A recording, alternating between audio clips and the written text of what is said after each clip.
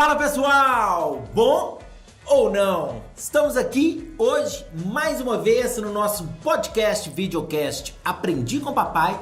Hoje para conversar sobre uma coisa muito importante, que é a competência 3 do Enem.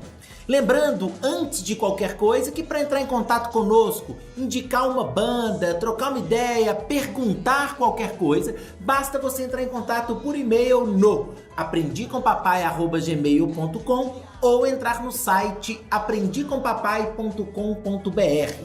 Para buscar nossos vídeos, sempre entre na nossa página no YouTube, no nosso canal Aprendi com Papai, que você terá todas as nossas informações. Baixe também o aplicativo Aprendi com Papai, com 130 temas exclusivos de redação, disponíveis tanto na Google Play quanto na Apple Store. Hoje temos um convidado bem especial, que é o André. O André, além de conversar com a gente e se apresentar, ele vai indicar qual será a nossa banda do playback. Diga, André.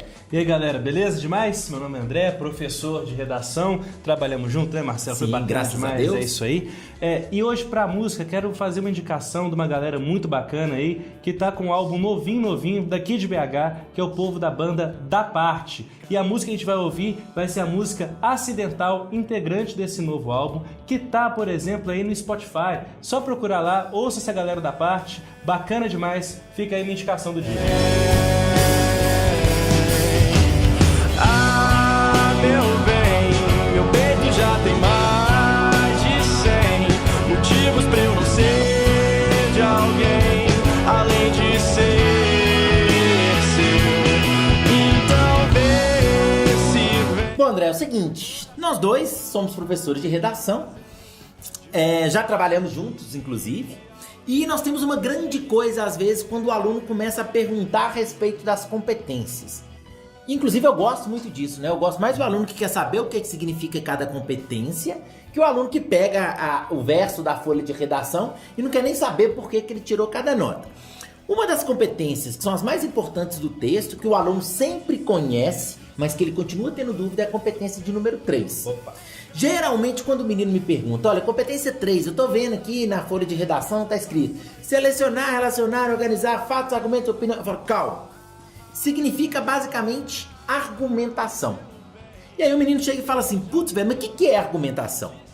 Qual a melhor forma que você tem pra explicar geralmente pros meninos assim? Cara, eu gosto de falar o seguinte, velho. Argumentar é conduzir o seu leitor para o ponto que você quer que ele chegue. Então você vai fazer o seguinte, ó leitor, né? Você lá na introdução, você apresentou o tema, você mostrou, ó, tô nessa sala aqui, cara. Só que eu quero te levar para aquela porta. Então a argumentação que você vai falar pro cara, ô velho, vira à direita, chega aqui, dá 2 passos e tudo mais. Em alguns momentos você vai precisar até pegar na mãozinha do seu leitor e levá-lo até lá. A argumentação ela é tanto melhor quanto mais ela consegue conduzir o seu leitor precisamente para onde você quer que ele chegue. Ou seja, para que no final do texto, quando você chegue na conclusão, ele consiga falar, não, realmente, poxa, o que ele falou faz todo sentido.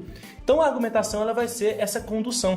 É a defesa da ideia, mas a defesa para fazer com que a pessoa convença de que a gente está correto. Uma coisa que eu gosto muito de falar com eles também, obviamente, além dessa questão da condução do aluno, é a questão dele ter o cuidado, obviamente, de usar argumentos que sejam minimamente consistentes, de ter esse cuidado na hora de selecionar os argumentos. Opa. É muito comum, inclusive eu vejo isso muito em aluno, às vezes o aluno sabe muito sobre o tema.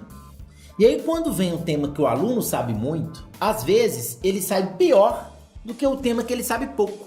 Aí eu falo com o menino, velho, provavelmente aconteceu isso porque você tentou e você jogou coisa demais e ao mesmo tempo que você colocou 5 argumentos, você não detalhou nenhum.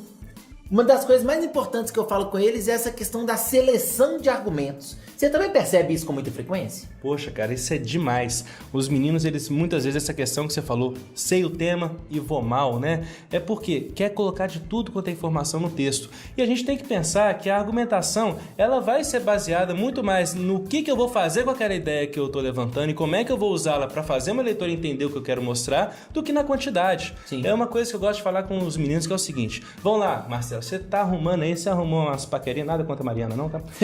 Mas vamos lá, você estava conhecendo a Mariana, lá no seu processo, né, de apresentação e convencimento a ela que você era um cara bacana. Ok. Aí um dia você falou assim, ô Mariana, vou fazer um jantar pra você. Né? Ela falou, ai, bom, né? Vou negar não. Só que você teve um problema, velho. Você não sabia fazer muito mais do que um ovo frito, não. Você fazia um ovo frito, esquentava um arroz mais ou menos e fazia um bife. Só que você falou, pô, não vou fazer isso aí com a minha crush, né, velho? Não pode fazer. Eu vou fazer um leitão à pururuca. Só que você não sabia fazer leitão à pururuca. Você tentou. O que vai acontecer com esse leitão? Vai dar muito errado. A Mariana ia gostar de você? Do leitão não, de mim talvez. Né? Será?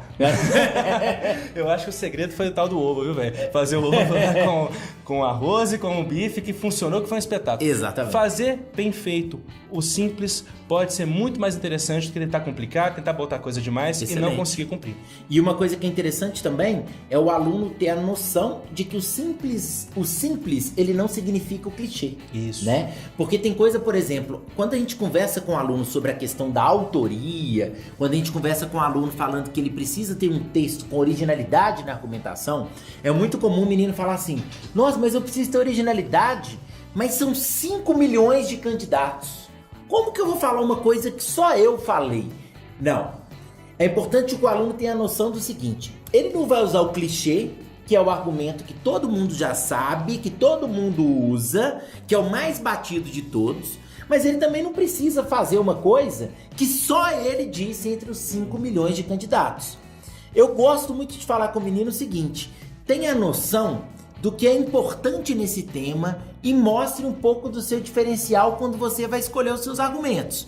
O que não significa que ele, por exemplo, precisa ignorar o texto motivador, né? Ele pode usar informações que estão no texto motivador, desde que o corretor perceba que ele usou a informação e, partindo do texto motivador, ele desenvolveu uma argumentação própria.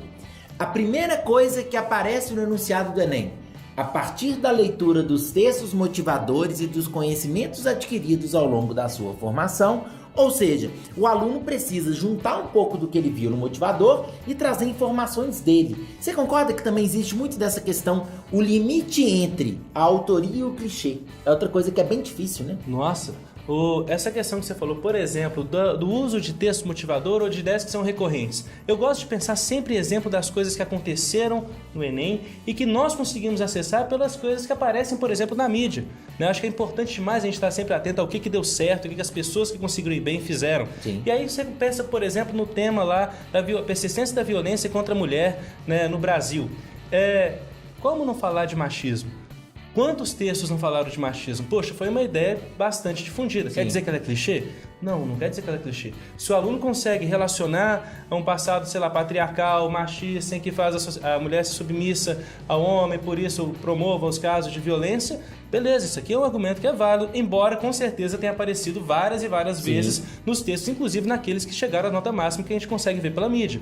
Né? Da mesma forma, essa questão dos textos base, eu gosto de pensar no que aconteceu no ano passado, em que nós tínhamos na primeira aplicação do Caminhos para Combater a Intolerância Religiosa, o dado lá que mostrava a porcentagem das pessoas que denunciaram sofrer casos das pessoas que sofreram intolerância religiosa, sobretudo mostrando que a maioria era de religiões de origem africana. Sim. Você pode pegar esse dado e interpretar, poxa, então a intolerância religiosa no Brasil tem relação com o racismo? Possivelmente com uma série de degradações ali, depreciações que a população negra sofreu ao longo do processo colonial? Tem. Então você pode pegar isso e desenvolver. Pô, você vai ser autoral. Você vai mostrar para o seu corretor que, eu não sou apenas um reprodutor de ideias. Eu sei interpretar, eu sei organizar, eu sei selecionar, que são aquelas palavrinhas que tá lá naquela partezinha da grade, não é? É muito mais que um aluno Ctrl-C, Ctrl-V. Ele consegue interpretar, a partir da interpretação ele demonstra o conhecimento que ele adquiriu ao longo da formação e a gente até entende muito do que vem do enunciado, muito do que são as competências. Uma outra coisa que o menino sofre muito é quando ele acaba ele diz que fez uma argumentação quando na verdade ele acabou fazendo uma exposição. E isso é muito comum, principalmente nos alunos que às vezes sabem muito, de novo, sobre um determinado conteúdo, e aí ele quer mostrar tudo que ele sabe. E aí, em vez dele pegar uma ideia e a partir dessa ideia ele argumentar, ele expõe várias coisas a respeito de um determinado assunto. É importante que a gente tenha essa diferenciação, né? Expor é basicamente mostrar uma informação. Argumentar, para argumentar você pode até mostrar uma informação, mas a partir do momento que você mostra, você vai utilizar essa argumentação para a defesa de um determinado ponto de vista, não é essa ideia? Demais, inclusive a gente tem que estar até atento à tipologia que o Enem nos cobra, que é dissertativo ou argumentativo. Tem a parte expositiva? Tem o dissertativo ali. Mas essa informação da parte expositiva, ela está sempre relacionada a serviço de uma opinião, de uma argumentação. Então, o que eu gosto de pensar? O que eu gosto de falar para o aluno que tem esse tipo de dúvida? Pensa sempre que você precisa cumprir algumas etapas para o seu argumento funcionar. Dê a sua ideia, o que você vai dizer? Comprova por que aquilo que você vai dizer faz sentido. E no fim das contas, analisa isso, amarra, mostra aonde você queria que o leitor chegasse, o que você gostaria que ele entendesse ao final daquele seu parágrafo. Se o seu leitor entender exatamente, seu argumento funcionou. O argumento não é conduzir? Sim. Poxa, mostra para ele o caminho. Então você mostrar essa informação e atrelá-la a de fato a uma ideia, a uma análise, isso aí pode ser bem mais legal. E aí resolve esse problema. Mesmo um aluno que domine tanto, ele consegue amarrar aquele tanto de informação de modo que produza um argumento e não apenas uma exposição. Perfeito. Para fechar nossa conversa, eu acho que o mais importante que o aluno tem que perceber também é o seguinte: mesmo com tudo que a gente está discutindo sobre argumentação, o mais importante do texto, obviamente, é sempre praticar, né? Isso. A melhor forma de melhorar a argumentação é treinando, fazendo diferentes textos e buscando diferentes estratégias no repertório textual para que o aluno descubra qual é a melhor maneira possível de escrever um texto dissertativo argumentativo, concorda? Concordo e ainda coloco uma questão. Lembrar que a competência 3 é uma competência traiçoeira. É a competência que o aluno que tem um bom texto às vezes perde por falta de detalhe, falta de percepção. E aí eu vou falar uma coisa que você falou, que você gosta do aluno, que não é aquele que só lê a correção e passa para frente, que quer tentar entender. Esse cara aí faz justamente o que precisa ser feito. Sacar o que está falhando na argumentação dele. Muitas vezes não é o conteúdo, é a forma como se apresenta esse conteúdo e como se organiza. Sim. Se você percebe isso, maravilha, se resolve esse problema, aí você se torna, de fato, um concorrente a tirar 200 da competência, que é o que todos nós queremos. Perfeito. Muito obrigado, André. Valeu demais. Valeu demais. Agradeço muito pela presença. Deixe os seus contatos para o pessoal que quiser te conhecer, conversar um pouco mais com você. Como que o pessoal faz para te achar nas redes sociais, além de buscar a Legião Urbana Kobo? Bom, eu agradeço a participação, bacana demais conversar com isso. E querendo me procurar nas redes sociais, você pode procurar André Felipe Souza Cecílio no Facebook, André_Souza 91 no Instagram, né? E a gente conversa por lá. O WhatsApp eu não mando não. Ok, gente. Beleza, obrigado, André. Falou, gente. Valeu demais. Até a próxima. Um abraço.